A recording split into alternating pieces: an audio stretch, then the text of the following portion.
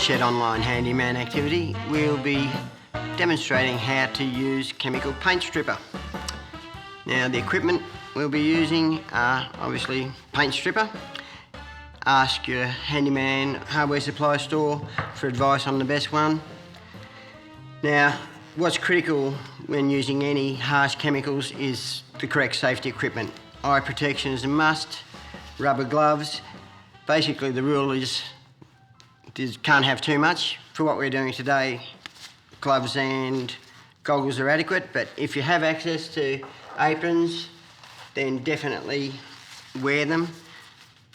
We're being hosted by the kind gentlemen at the Bayside Men's Shed, and they've generously lent me this apron today, which is very kind of them. Now, as well as our safety equipment, we'll need stripper knives, a brush to apply the chemical paint stripper. One thing I try to do is maintain a nice square edge on my scraper blade. I do that by filing it at a 90-degree angle to the file. That keeps the bottom edge perfectly flat. It gives you a sharp, crisp edge on each side. So when you're scraping the softened paint off, it's actually creating a nice, sharp edge to scrape the paint off rather than a rounded edge which tends to just smear the paint along. So it's a little bit of mucking around, but it's well worthwhile. Just get our safety eye protection on. Open our can of paint stripper. And this just gets brushed on. It's like a gel type of product, so you don't stretch it out. It's not like paint. You're not trying to get a perfect finish. You're just applying it. Let the chemical do its work.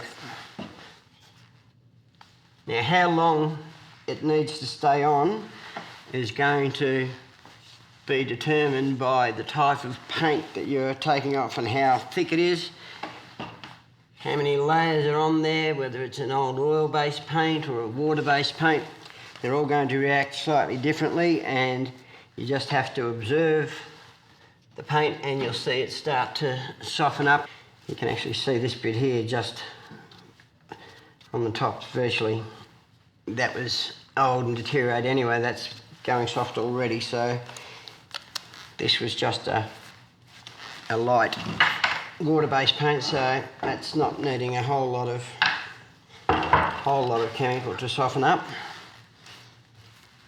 But the broader areas will probably take a bit longer.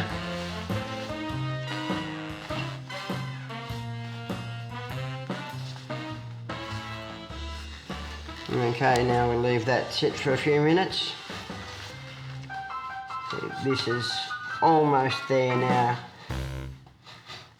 And as it softens up, you just work with that edge of your blade. That, as I was saying before, keep that edge square. So it's that square edge that's actually doing the work. So it's not a point, it's an actual square edge that we're working on, which is giving us a nice clean scrape. In the old days, the furniture makers used to have a scraping tool for getting their super fine finish on their timber, which they just used a metal blade filed to a perfect square edge. And that was to get the super fine finish, finer finish than you could get with the finest sandpaper. You see, that's the basic process. I'll get the rest of that off later.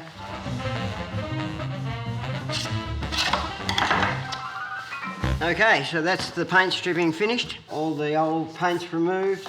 So now we're ready for our next stage. We can either sand it, ready to recoat with another fresh coat of paint, or we can sand it right back and varnish it, stain it, whatever we want to do.